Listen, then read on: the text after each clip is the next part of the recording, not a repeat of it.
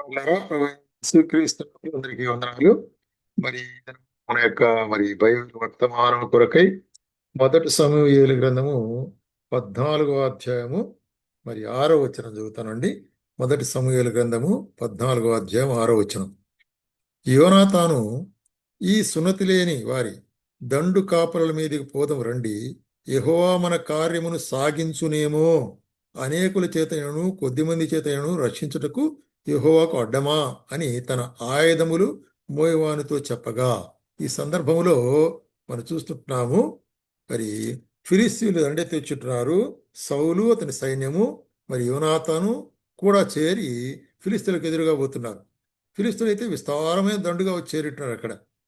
అయితే ఇక్కడ యోనాతాన్ ఏం చేస్తాడంటే, అందరికంటే ముందుగా త్వరగా వెళ్ళి తన యొక్క ఆయుధములు మోయవాడు తను వెళ్ళేటప్పుడు మరి మనం వెళ్దాం, ఎందుకంటే యెహోవా కార్యం, ఇది దేవుడు చెప్పిన కార్యం కాబట్టి మనం ఒకవేళ పోతే ఆయన మన ద్వారా కార్యం కొనసాగించునేమో, అంటే ఏది మేబీ అనేటువంటిది కదా. It maybe that lord will work out for us. Maybe అనేటువంటిది సందేహాస్పదమైనది, సందేహంగా కదా. కాబట్టి అది లోకస్తులకైతే సందేహంగా ఉంటుంది, కానీ ఆత్మీయ మనుషులకైతే అది ఎట్లాగుంటుందంటే ఎంకరేజ్మెంట్, అంటే మోటివేషన్, అది సాధించాలా అనేటువంటి ఆశ కల్పించేదిగా ఉంటుంది. అందుకొరకు అదే ఉద్దేశంతో ఇక్కడ మరి యెహోవా మన కార్యమును సాగించునేమో, అనేకుల చేతనను కొద్దిమంది చేతనను రక్షించుటకు యెహోవాకు అడ్డమా. కాబట్టి అటువంటి ఒక విశ్వాసం, కొద్దిమంది అయితేనేమిటి, అది దేవుడు కదా కార్యము నిర్వర్తించేది అనే యొక్క లోతైనటువంటి బలమైనటువంటి విశ్వాసం మనము ఇక్కడ చూస్తుంటున్నాం అన్నమాట. కాబట్టే యోనాతాను అతని సేవకుడు ఇద్దరు మాత్రమే వెళ్ళి సైన్యములో యుద్ధం చేయగలిగిన వారుగా చూస్తుంటున్నాం. అట్లాగే యెహోషువ విషయంలో కూడా, యెహోషువ గ్రంథములో మనం చూస్తుంటున్నాము. యెహోషువ గ్రంథము 14వ అధ్యాయము 12వ వచనం. 14వ అధ్యాయము 12వ వచనం. కాబట్టి ఆ దినమున యెహోవా సెలవిచ్చిన ఈ కొండ ప్రదేశము నాకు దయచేయము, అనాకీయుల ప్రాకారముల గొప్ప పట్టణములు అక్కడ ఉన్న సంగతి ఆ దినం నీకు వినబడెను.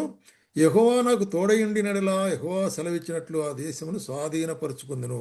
యెహోవా నాకు తోడయుండినెడలా అట్లాడు. అంటే ఇక్కడ కూడా ఎవరు చెప్తుంటున్నారంటే కాలేబు చెప్తుంటున్నారన్నమాట. కాలేబు తన యొక్క జీవితంలో ఏ విధంగా దేవుని కొరకు నమ్మకముగా జీవించినాడు అనేటువంటిది చూసినట్లయితే యెహోషువ కాలేబులు వారిద్దరిలో.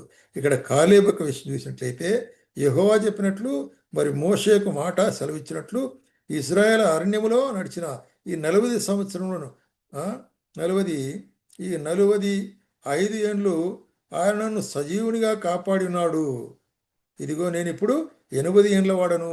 కాబట్టి ఇక్కడ కాలేబు చెప్పే సాక్ష్యం, దేవుడు ఇంతగా తోడుకుంటున్నాడు. ఆ దినం నాకు ఎట్లా బలం ఉందో అదే బలం నాకు దేవుడు ఇచ్చినాడు.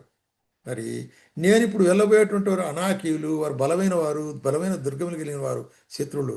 ఒకవేళ నేను వెళ్ళినట్లయితే దేవుడే కదా నడిపించేది, నాకు దాన్ని స్వాధీనపరుస్తాడేమో అనేటువంటి కార్యం చూసారా.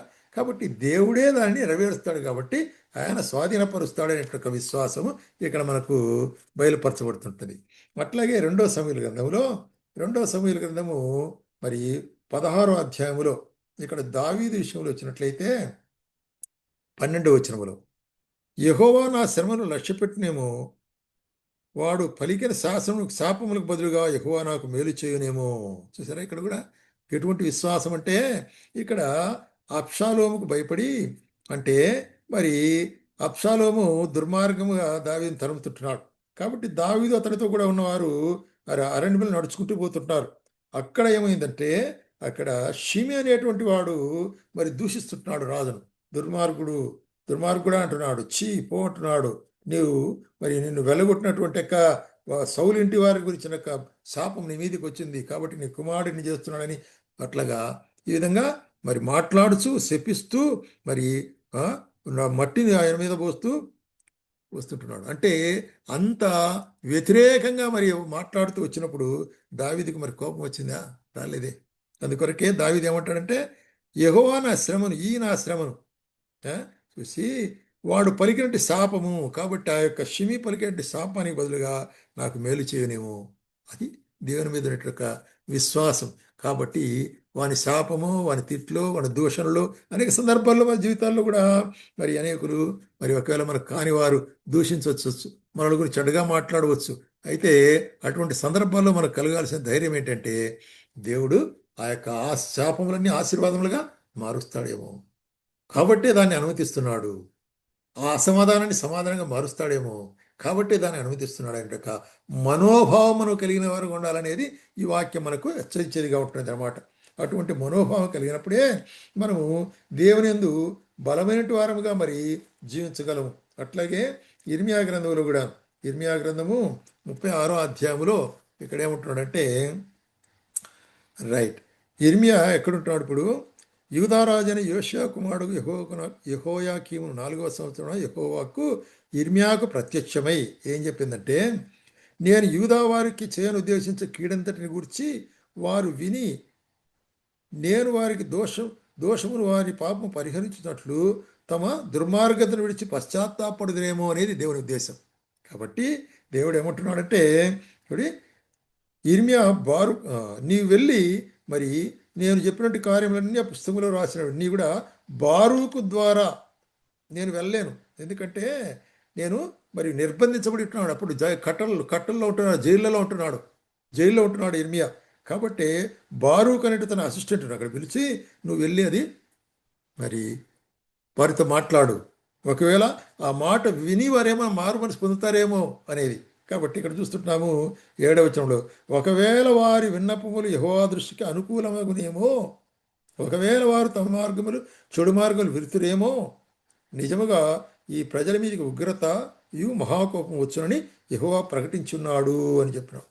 కాబట్టి ఆయన క్షమించేవాడు ఉంటున్నాడు, ఆయన మన్నించేవాడు ఉంటున్నాడు. అయితే వారు పశ్చాత్తాపడవలసి ఉంటుంది. కాబట్టి దేవుడు బలవంతుడైన దేవుడే కాదు, ఆయన మరి కనికరము, కృప, దీర్ఘశాంతం కలిగిన దేవుడు, క్షమించుటకు సిద్ధ మనస్సు కలిగిన దేవుడు. అయితే ఆయన బలాన్ని మనము ఆశ్రయించినప్పుడు ఆయన మరి ఈ కార్యం చేయనేమో అని మనము సందేహం కలిగించినప్పటికీ కూడా శత్రువు ఆ కార్యాన్ని తప్పకుండా ఆయన చేస్తాడు. ఎందుకంటే కార్యం చేయవాడు ఆయన. ఆయనకు విరోధముగా ఏ కార్యం కూడా మరి నిలవదు.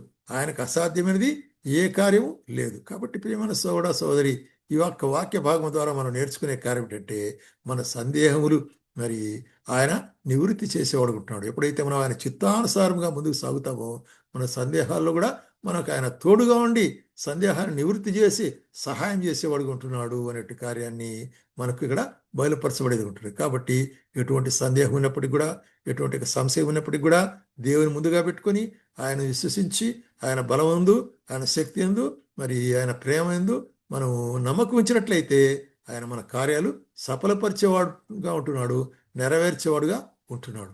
ఆ విధంగా ఆయన మీద మన మరి సమస్త వంటి విశ్వాసమును, నమ్మకమును పెట్టుకొని ఈ లోకంలో జీవించుటకు ప్రభు మనకు సహాయం చేయనుగా.